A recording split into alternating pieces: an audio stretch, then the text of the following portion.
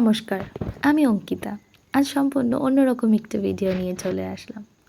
আজ যাচ্ছি কলকাতাতে, আমার মামার বাড়ি। সেখানে কাল পুজো আছে, মা শীতলার পুজো। মামার বাড়ি পৌঁছে জানতে পারলাম ঠাকুর আনতে যেতে হবে। তারপর সবাই মিলে চললাম ঠাকুর আনতে। ঠাকুর নিয়ে আসার পর জানতে পারলাম ঠাকুরকে সাজানোর দায়িত্ব পড়েছে। এই ঠাকুরের হাতের কলকা, পায়ের কলকা, এমনকি ঠাকুরের ওই বেদি সাজানোর দায়িত্ব। আলপনা আমি অনেকবারই করেছি, অনেক জায়গায় করেছি, কিন্তু এইভাবে কখনো ঠাকুরকে সাজানোর সৌভাগ্য আমার হয়নি।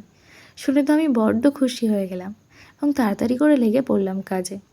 কাজ করার সময় কোনো ভিডিও করতে পারিনি, তাই সম্পূর্ণ কাজটা হয়ে যাওয়ার পরে একটি ভিডিও ক্লিপ নিয়েছিলাম। সত্যি অসাধারণ একটি মুহূর্ত। পরের দিন সকালে পুজো। মামার বাড়ির পাড়ার নিয়ম, আগে পাড়ায় থাকা মা শীতলার মন্দিরে গিয়ে পুজো দিয়ে তবেই পাড়ার মায়ের পুজো হবে। এর জন্য পাড়ার সবাই মিলে চললাম মা শীতলার মন্দিরে পুজো দিতে। এই হচ্ছে মন্দিরটা। সবাই মিলে এসেছি পুজো দেওয়ার জন্য, পুজো দিয়ে চললাম পাড়ায়। এই হচ্ছে পাড়ার পুজো। পাড়ার মায়ের কত সুন্দর লাগছে, দেখো কি অপরূপ দৃষ্টি।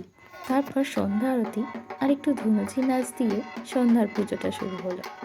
তারপর সবাই মিলে একটু আনন্দ করলাম, সবাই মিলে একটু নাচানাচি করে আজকে শীতলা পুজোর মুহূর্তটা ধরে রাখলাম আমার ক্যামেরায়। কেমন হয়েছে জানিও সবাই আমার এই ছোট্ট ব্লগটা। Thank you.